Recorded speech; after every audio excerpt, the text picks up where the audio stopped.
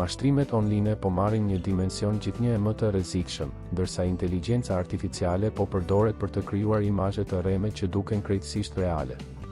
Së fundmi, këngëtarja e njohur Remzie Osmani ka ngritur zërin publikisht, duke reaguar ashpër ndaj keqpërdorimit të imazhit të saj në reklama mashtruese që qarkullojnë në internet. Gjithçka nisi pasi në rrjetet sociale dhe faqe të dyshimta u shfaqën reklama që pretendonin se Remzia kishte humbur peshë fal disa produkteve mrekulli. Në këto materiale shfaqeshin foto të manipuluara, të cilat krijonin një iluzion të rrem për pamjen dhe shëndetin e saj.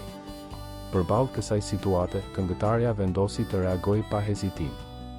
Disa nga fotot që po qarkullojnë janë të pavërteta dhe nuk pasqyrojnë gjendjen time reale, shkroi Remzie Osmani, duke sqaruar se këto imazhe janë krijuar ose përpunuar me inteligjencë artificiale me qëllim të pastër mashtrimi. Ajo theksoi qartë se nuk ka asnjë lidhje me produktet për humbje peshe që po promovohen në emrin e saj, duke e quajtur këtë një keqpërdorim serioz dhe të dëmshëm.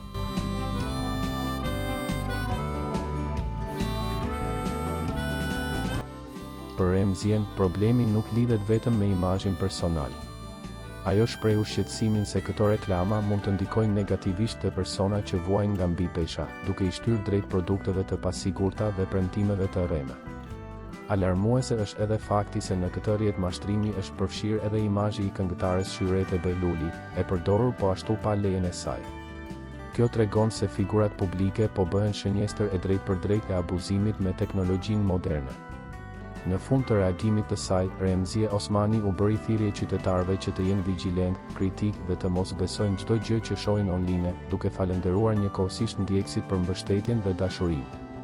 Ky rast rikthen në vëmendje një realitet shqetësues. Ai mund të jetë një mjet i fuqishëm, por në duar të gabuara bëhet një rrezik serioz për shoqërinë.